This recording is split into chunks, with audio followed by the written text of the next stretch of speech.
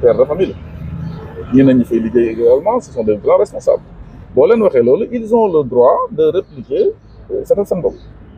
Je pense que Abdou a tout simplement considéré que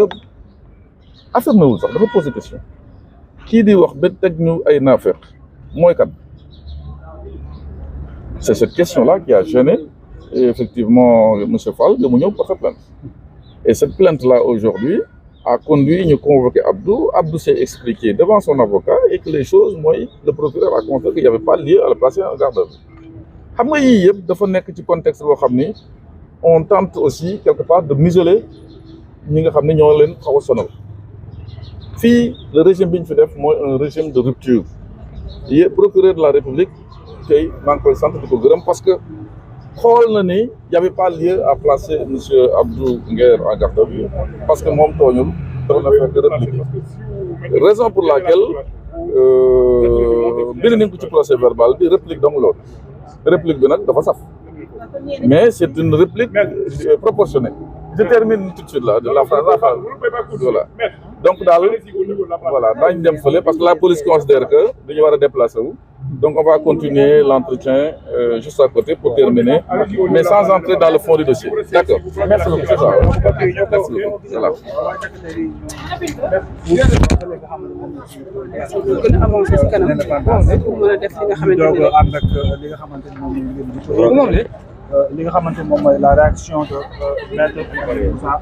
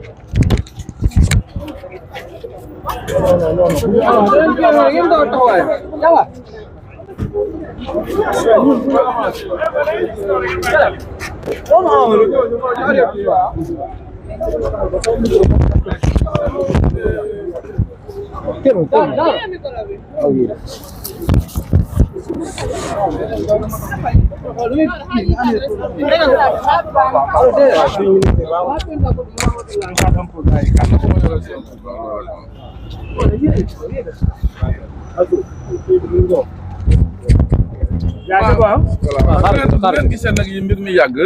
depuis 10 heures ba 17 heures c'est parce que procédure yi diñ ko dafa sensible parce que ça concerne un responsable d'un parti au pouvoir mooy le PASTEF ak un chroniqueur nga xam ni temps yu chroniqueur yi moom defe naa dañu leen ci njël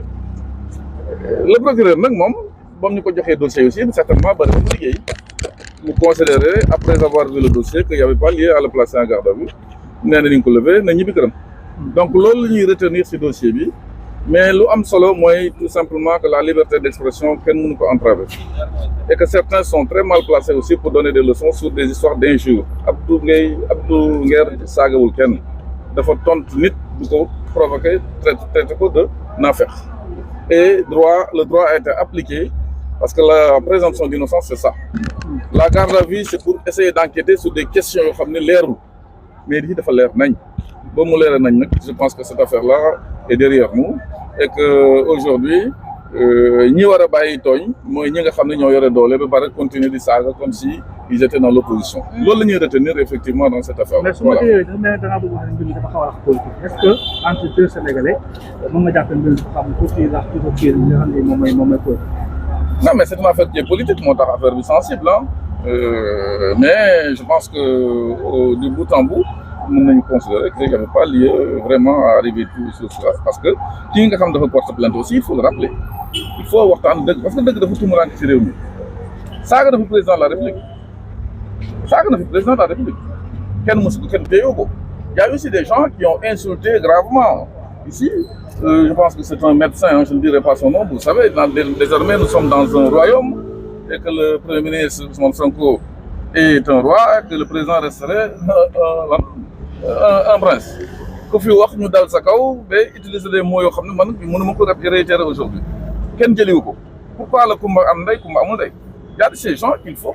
tout simplement arrêter parce que ñu bañ a di tooñ koo fi tooñ te justice deful la surtout le procureur de la République j'appelle vraiment le procureur à jouer son rôle pour que l'ordre public soit respecté et que tooñ yi wàññeeku duñu egg ci lii mais une réplique assez salée d'aujourd'hui fondée sur le droit proportionnel a conduit à ce que Abdou Nguer sorte libre et rentre chez lui et voilà ce qui est le plus important. je pense kon ci gàttal mën nañoo jàpp ne yoon toppeewul dara kii di Abdou Nguer. loolu la koy toppee loolu la koy toppee Abdou a été même Abdou moom n'a pas affirmé il a posé une question nit ki bu ma waxee moom mooy kan. laaj la ab tontu laaj nañ ma lu tax nga wax ne kii na la indil baayam nee na da nga ko saaga ma ne ko képp ku ñu wax indil sa baay nga mer xoolaatal sa juddu maanaam bu ñu ne la indil sa baay nga mer rek xoolaatal sa juddu beneen bi ci topp boo nee nit ay naafeq lañ yow war nañ xam yow yaay kan bay traité nit ñi de naafeq bu fekkee yaa leen gën xam nga doomu yonente bi sallallahu alayhi wa sallam bu ñëwoon fii wàcc ne ñun ñëpp yéen ñëpp maa leen gën nañ ne waaw ndax yonente bay baayam mais Azura kuy baayam ba mu ñuy taxaw naan ñun ay naafeq lañ te chaque jour dinañ ko koy laaj kan moo ko jur ak nu mu mel ci réew mi ba tax naan ñun ay naafeq lañ te loolu chaque jour dinaa ko koy laaj. ndax jàpp nga ne lu ni mel du crime. non xam nga boo ñëwee ne nit ñi ay naafeq ngeen naafeq mooy nit ku bon fa bon yam nga ne ñi ay naafeq lañ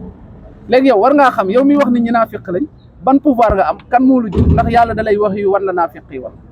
loolu nag géré nañ ko mu jeex ñu toog foofu li fa des yëpp nag toog waxtaan la julli jotee ñu julli toog waxtaan parce que waxtaanu àdduna rek a fa desoon 10 heures nga fa dugg édition bi 10 heures la 10 heures 45 jeex na li fi des toog waxtaan la woon amee loolu waxtaan ak ñoom bu fekkee waa commissariat bi kay yéen ku ma soxla da nga may invité comme ñoom mënuñu maa invité ma ñëw ñu ne nañ ko convoqué kay mais Abdou bëgg naa la laaj leen lan ngay wax régime actuel bi nga xamante ne ñoo fi nekk di dànkaafu ñenn ci chroniqueur yi ñu jàpp ne dañuy yëkkati ay kàddu yu safaan ko jëmale ci ay kilifa. régime bi ñoom laay wax gouvernement de Pastef lu ma wax sax régime wala kii gouvernement de Pastef ñoom ministres yeeg DG yeeg ñoom nañ ma moytu moytu la yow. waaw lu tax man aw ma dara lu may perte loolu nag wax la te gars yi dinañ desserrer étau bi ndax waxoon naa leen lii du combat. combat bi du la moo tax gars yi jàppee da ngaa ñëw je précise juste que pour que public bi xam sénégalais yi xam pour xam Abdou parce que Abdou tey laa ko mos a gis de près mais ci li muy wax ak lu muy kii yëpp day indi ay firnde pour tax ba léegi kenn mënulu ko dara laaj nañ ko nag est-ce que da ngay retirer say propos wala da ngay baalu mu ni je maintiens mes propos baaluwuma mu leer voilà. waaw parce que loolu man maa ko wax maa ne leen retiré ma te bu ko waxaatoon tey ma demaat tey waxaat ko li ma ko lu ko gën a pire sax ndax moom leeralagul ba tey te bu ko waxaatee damay leeral man. est-ce que envisagé nga porter plainte kii di Azura Fall. jaru ko yaa ngi wax naan daf leen traité de naafeq. non garaawul ko waa D-Média ak Futurs Médias. garaawul comme moom am na naqaru xol ba nee na niñ koy léser ci réseaux sociaux ak challenge si moo ko metti loolu la fa bind. nee na challenge si ñu koy challenge si oye ton papa moo ko metti nee na dee ndax day continuer. kii Abdou Nguer balaa ma lay bàyyi sa naataangoo waa seen TV ci kenn ñëw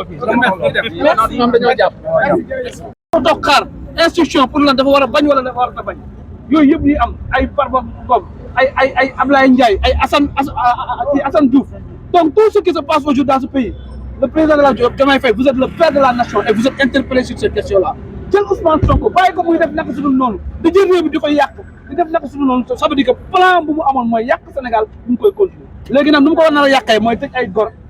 tilimal ay gor jël ay gor bëgg leen xoxatal mais en tout cas ñun de notre côté on va se battre en tout cas fii ragal amu fi man de xam naa kuy sama baay Ibrahima Sow la tudd Sotrac la doon liggéey donc fii kuñ fi laaj kuy sa baay wala mer donc je pense que c'est une question boo xam ne waxal kuy sa baay rek c'est fini yow journaliste war nga xam kuy sa baay technicien bi kuy sa baay donc tout le monde kuy sa baay donc c'est pas un problème donc pour man lii police am na lu war a def lu dul convocation yu ñàkk fayda yi donc pour man la police a d'autres travail mooy la sécurité intérieure et la sécurité publique nañu bàyyi police liggéey nañu bàyyi gendarme liggéey ñu bàyyi nit ñi ñu jël di leen dénk police pour di leen xokkatal toute la journée te nit ñaa ngi jëm ci julli nit ñi lu ñu tal mooy soble ak pomme de terre te réew mi amul xaalis réew mi dëgër na en tout cas ñu ni profité baalu ñëpp ak di ñaan yàlla ñu ni yàlla may ñu lu ñu correcté loolu la ñuy tal Diomaye Faye toogaatal nga xoolaat sa bopp vous êtes le responsable de ce pays yow la Sénégalais yi wooteel donc pour man tey war na jël ay responsabilités ay mbokk Diomaye Faye aussi maa ngi leen interpellé waa Ndiaga Ndiaye jóg leen si seen doom ngeen xool est-ce que ce qui se passe lan moo ko dal lu ko téye dañ ko tënk wala lan qu'est-ce qui se passe loolu aussi c'est des questions yoo xam ne maa ngi koy laaj man aussi tamit ay mbokkam jóg ci seen doom Diomaye Faye parce que nag xamul lu xew xamul Ousmane mu ngi def lu ko neex mu ngi jël ku ko neex di def lu ko neex loolu aussi tamit Diomaye war na jël ay responsabilités parce que ëllëg ci biir c'est lui qui rendra compte. Soxna si